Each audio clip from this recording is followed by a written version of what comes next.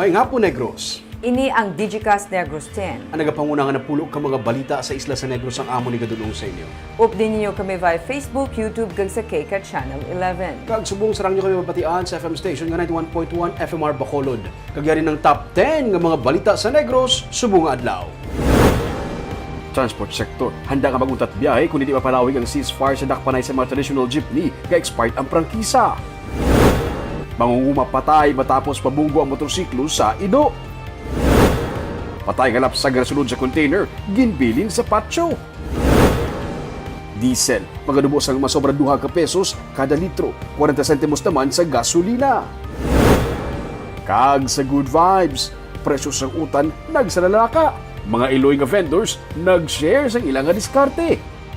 Inatanan sa Digicast Negros X. Sa number 10,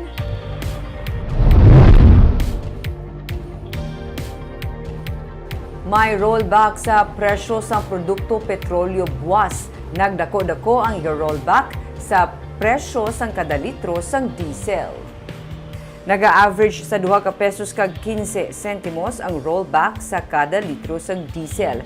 40 sentimos naman ang sa kada litro sang gasolina kag 2 ka pesos kag 10 sentimos sa bilis sang kerosene. Inibasa sa announcement sa mga petroleum companies subong nga adlaw. Suno kay Oil Industry Management Bureau Director Rino Abad, ang manubo nga demand sa petroleum products sang China tungod sa nagasaka nga kaso sang COVID-19 amo ang rason sa pagnubo sa presyo sang gatong.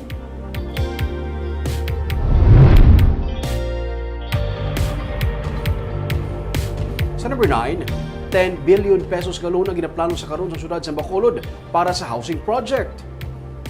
May 10,000 housing units para sa mga informal settlers sa Bacolod ang ginutuyo sa Bilites Administration kaupo ng Department of Human Settlement and Urban Development. Gani ginabulubanta nga 10 bilyones pesos ang kinahanglan para ini masugdan nga matukod sa madason nga tuig. Suno sa kay City Administrator Attorney Boyet Maghari, ginaduso sa task force pabahay ang pag-avail sang loan nga sarang bayaran sa sulod sa 30 ka tuig. Mga on-site medium rise building ang ginaplano nga itukod sa syudad sa Barangay Vista Alegre, Barangay Banago, kag sa reclamation area para sa mga informal settlers ilabi na ang yara sa mga ginakabig nga danger zones. Sa madason nga adlaw ginapaabot ang MOA signing sa tunga sa syudad. Disud kag pag-ibig para sa pabahay program. Mga 30 years na siya. Okay. It could even be more to make it affordable. So, do amo nang ginanantaw naton. Ginatunan pa naton kay even pag-ibig, this will be the first time nga amo niya klase programa nila massive niya housing mo, hindi yang mass housing lang, massive housing. So, first time ni sang tanan. So paisog-isog lang ni, this is a pioneering idea of our mayor. So amo nang jutay pa nga plancha sang details, but ang mga key details are sa MOA.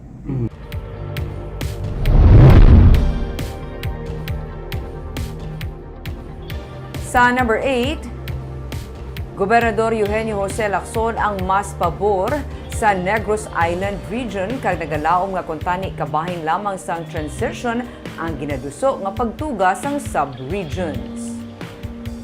Madamo pa sang luyag nga maklaruhan ni Governor Lacson bahin sa ginaduso man nga pagtuga sang Region 6 kag 7 nga sub-regions Tigaylo sang Negros Island region. Nalakip na diri suno kay Lacson amo nga sa idalong sa mga sub-region mayara man bala sa separado nga Regional Development Council. Kasubong man ang magapamuno kag ang manginranggo sa mga regional offices nga ibutang sa Negros Occidental. Kay proposal pa man lamang nagahulat ang gobernador sang paathag kung paano mag-function ang ginaduso nga sub-regions. Ang NEDA kag ang DBM ang nagpropose sang Region 6B kag Region 7B para masabat ang panawagan angot sa mas efficient nga delivery sang services. Sa idalom sini, mga national government offices nga nabase sa Iloilo ang may satellite offices nga ibutang sa Negros Occidental kag Bacolod. Amo man ang matabo sa Region 7 sub-region. Suno kay Bacolod Mayor Albi Benitez, padayon pang pagtalakay sini sa karon. Yeah, I guess this is just a proposal. I think that there should be more explanation. If we are a sub-region, how does it function?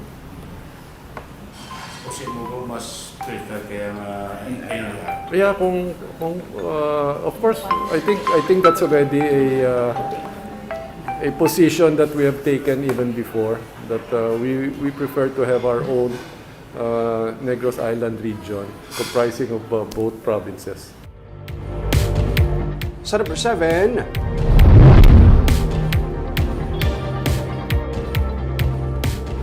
nagpalagyo nga preso gikan sa Bakong Negros Oriental nagsuka sa otoridad sa Zamboanga del Norte.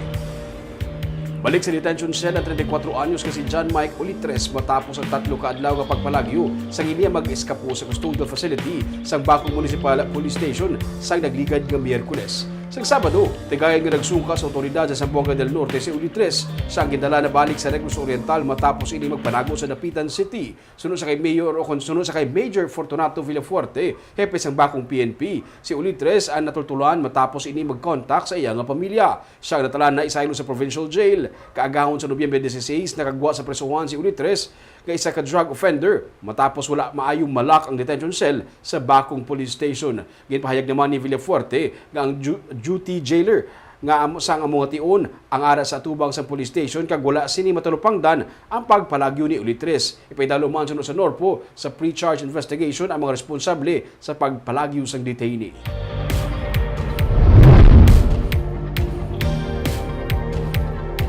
Sa number 6, sa banwasang Isabela, manghuma patay matapos makabunggo sa ido samtang nagasakay sa motorsiklo. Patay ang 21 anyos nga si John Lloyd Sarte matapos makabunggo sa ido ang iya ginadala nga motorsiklo sang Sabado sa barangay San Agustin sa Isabela. Sunod sa PNP, nagapadulong sa norte nga bahin sa dalan ang motor ni Sarte sang ini ang makabunggo sa layaw nga ido sa dalan. Nadulaan sang kontrol si Sarte sa ginamaneho nga motor, amukon nga nahulog ini sa dalan kag nagbunggo pa ang iya ulo sa steel nga poste sa kilid sa dalan. Madulom ang dalan sang among ation sunod sa pulis kag posible wala niya nadeparahan ang ido. Dead on arrival sa ospital si Sarte.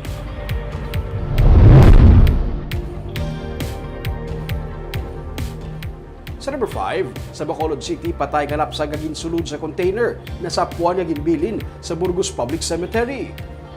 Nasapuan sa katilingban o kung sa kinasindihan sa kandila sa sulod sa Burgos Public Cemetery sang Biyernes ang isa kalapsag nga ginbilin kaginbutang sa plastic container kaginsulod sa eco bag. Ang lapsag ang ginbulubanta 5 tubtob 6 kabulan pa lamang. Sunod sa kay Major Richie Goy, hepe sa Police Station 4, isa ka babae nga ginbulubanta nagaedad 24 anyos amo ang nagbilin sang lapsag kaginsulod sa patso kaginbilin. Wala pa sa kaedad iti ang PNP tubtob sa karon. Giloy naman nga ginpalubong ang bata sa sulod man mismo sang patso.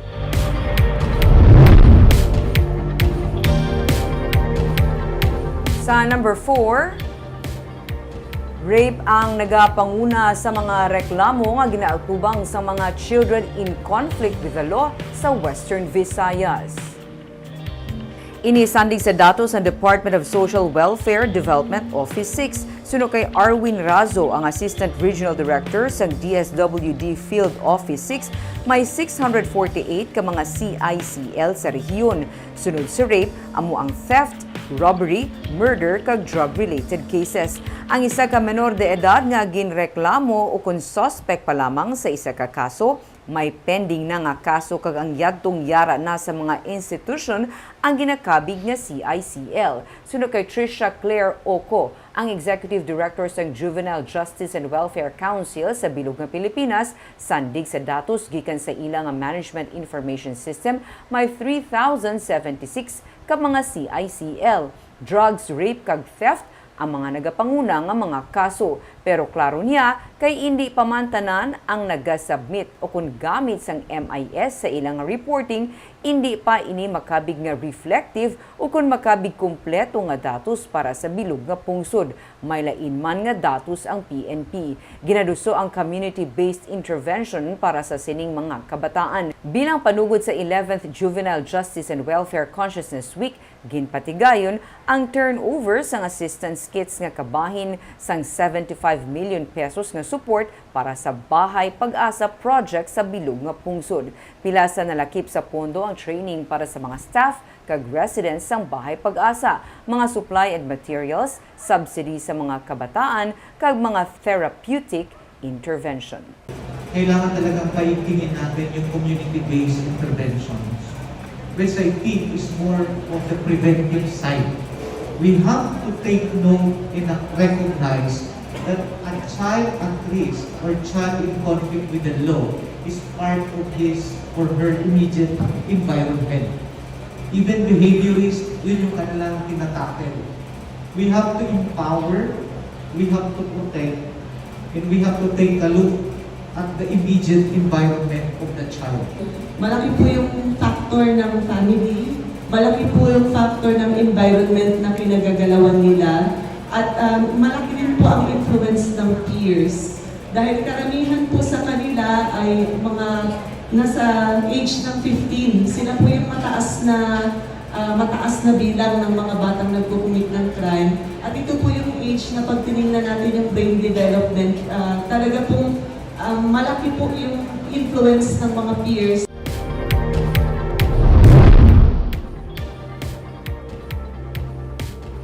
Sa number 3, walo ka mga kumpanya interesado nga maghakot sa basura kag magdumala sang landfill sa Bacolod.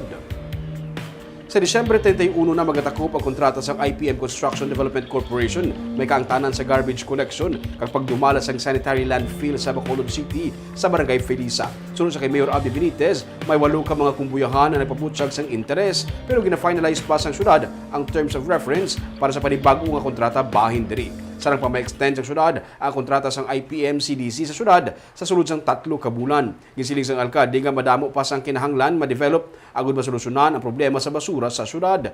Luyag sang alkalde nga malakip sa kontrata ang bahin sa waste recycling program sa tuyo nga mabuhinan sang 80% ang ginatambak ka basura sa landfill kag batagaan pa sang dugang nga palangabuhian ang mga pumuluyo. So the approach of the city Subong, that's why ang DOR is taking a little bit more time, kinahanglan minimum 50% of garbage are recycled. That's the target. Actually, the target is 100%. Para yung landfill nato, hindi na niya kinahanglan problemahan. Kaya gina-convert na sila talaan to a something usable product. Sa number 2,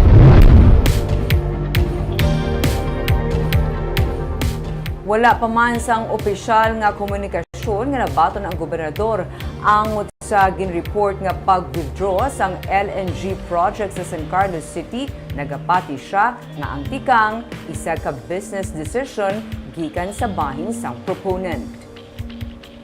Sunod kay Governor Eugenio Jose Lacson, yara na sa San Miguel Corporation ang opisyal nga pagpahibalo ang diri.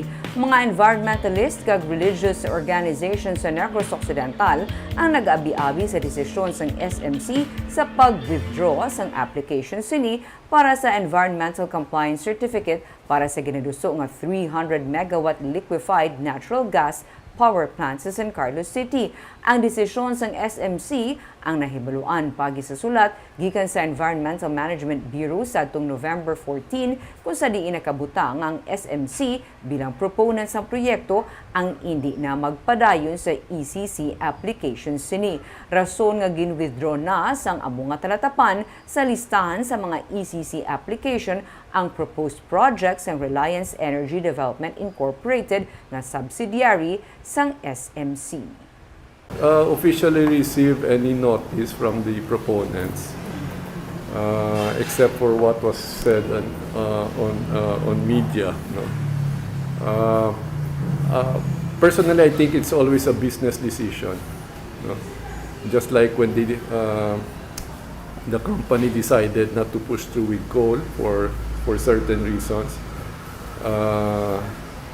Right now, per information that's coming out, they've also put on hold the plan to put up an LNG in San Carlos City. Kag sa numero 1 sa mga balita, subong adlaw.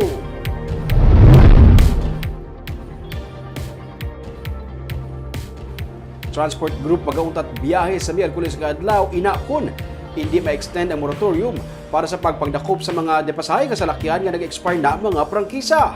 May report si Nico Delfin. Sang weekend, nakigsapol si Mayor Albi Benitez sa pamunuan sang Land Transportation Office kag Land Transportation Franchising and Regulatory Board sa tuyo nga malakip ang pila ka mga probisyon nga ginaayo sang traditional jeepney operators kag drivers para sa Public Utility Vehicle Modernization Program. Ginalauman sang alkalde nga may transition phase ang mga iyaman ginihikot nga ma-extend ang moratorium sa dakpanay sa mga depasahero nga jeep nga expired ng prangkisa kag provisional authority. Suno kay City Administrator Attorney Boyet Maghari, gina-finalize na ang 2-week extended moratorium antes pa man mag-lapse ang nauna nga 2 ka semana nga ceasefire sa dakpanay. Natunaan man ni Mayor kag refer na in fact sa LTO, LTFRB. Okay. So we already placed a formal request to extend the deadline. Gawlat lang ta confirmation para nga ma-work out ang solusyon gid. So may nakita na itong mga solusyon galing kay ang specific details amo na siya ang ginatunan ng subong pag gawlat man ta sang konfirmasyon sa aton nga extension. Kaina sa Unity Forum sang katapos ang transport sector ginkasugtan sang Stone undo kag Fibakda nga kun hindi madayon ang moratorium mapilitan sila nga maguntat biyahe. Suno kay Junjun Asis, Secretary General sang Sentrong Samahan ng mga Chopper at Operators Negros, hindi nila pagrisgong ila lisensya kag ang mga ginabiyahe nga jeep kung may dinakpanay sa Miyerkules. Kasi mayor mo lang pa ma-declare eh. Okay. Either madayon kami magsiling sa nga kontat ka mo na ito. Okay. Wala ta memo, eh kiti wala ta papel. So kung hindi ma-extend ang moratorium, by Wednesday mano ka mo? Di man takit yung dakpon gina karon. Ginalauman naman sang LGU nga matigayon ng moratorium sa dinakpanay. Nakahanda naman ang mga bus kag government vehicle para magatag sang libre sakay sa mga pasahero kung madayon ang pag-untat biyahe sang transport group. Nico Delfin para sa Digicast Negros.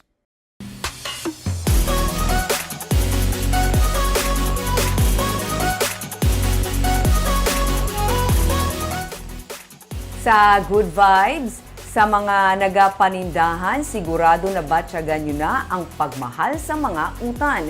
Pero may mga vendors nga iloyman nga nag-share sang tips para makakinot kamo. Yaring report ni Romeo Subaldo. Ang ini nga isa ka bilog nga Bombay nga pula, 18 pesos na sa merkado kay man ang kilo, 300 pesos. Ang ini nga Bombay nga puti nga isa ka bilog, I repeat, isa ka bilog, 87.50 kay man ang kilo sa merkado, 300 pesos na subong. Sunod sa manugutan nga si Gloria Makalanag, tanan nagmahal. Pati nga mga customer nagakakibot sa bilis ng panakot sa subong. Ang talong 130 pesos ang kilo. Ang carrots, 100 pesos ang kilo. Amo man ang cabbage. Ang petchay, 75 pesos. Ang pidada, 240 pesos ang kilo. Ang kamatis, 50. Ang sibuyas dahon, 75 pesos. Ang bugkos kag ang ahos, 100 ang kilo. Gani dapat mariskarte sa sini nga panahon. Si Manang Gloria, imbis nga sibuyas Bombay ang ginagamit panggisa, sibuyas dahon na lang kuno para makakinot. Imbis Bombay ang igisa? Imbis Bombay, sibuyas dahon na lang. Ako puti na abala. Ako mo na abala. Ako no, pati ang stock. Amot man siya gapon. Amo ginagamit sa iban? Amo na lang ginagamit na lang nila subong. Grabe, may mga amol ginagalian na nga style. Para makatipid sa presyo, bakol mo. At sibuyas dahon na bakal kalaya 10 pesos siya, okay na. Inaya pinakanuboyas ang bilog 15 pesos. Para mas makatipid pagid, istorya sa siniman nga vendor, seasoning mix ang ginagamit panggisa kay kamahal sang tanan. Amo man kuno sa gihapon ang sabor kay panggisa gid man ang ini nga powder. Ang mga seasoning na lang pwede man na yan, hindi ka na mag-isa. Seasoning na lang? Rektada ka na lang isa, baboy mo tapos seasoning lang. Wala na sang Ras Bombay? Why na? Hindi na maglang to? Kay kuan man na may sibuyas Bombay man nakagahos ang seasoning mix. Mo na. Walang to man drawing, may sibuyas man no. Iya pagiging share ang isa ka tip nga kung doon nagahuyang, nga doon nagakalaya na ang petchay, huluman lang makadali sa tubig kag isulod sa plastic kay pila lang ka minutos, maumpawan kag matahom na liwat ang itsura sini. Nguyo sa nga mo ning itsura ko, nga daw hindi na mapuslan, ilang lan bas muna siya. Para? Tapos iputso mo sa plastic para ma-absorb yang nga siya magwapa sa lang tabla karon balik ka di bla kay tahom na na. Sa sini nga panahon sang kapuraot, nagagwa ang pagkamadiskarte sang mga Pinoy. Ba't sini nga panahon sang gabatsag, nga creative man ang mga Pinoy, pagkita sang diskarte. Ako yung mga kinot, naging kuya sa tanan nga bagay. Pero kabalo kuya makarelate kay giniya kay nagaluto kagid nga daan. Kamutat na ko nga ni Guro kay kagasto. Kaagawin ito mga balita sa Negros Subunga Adlaw. Kay man sa panahon karon importante nga may ihibalo ka sa nagkatabo sa imo nga palibot. Dapat balanse kay eksakto mga impormasyon. Padayon kami nga magapangalagad sa Necrosanon. Ako si Barbara Mijares. Tubtub sa buwas ako naman si Romeo Subaldo, mayong hapon.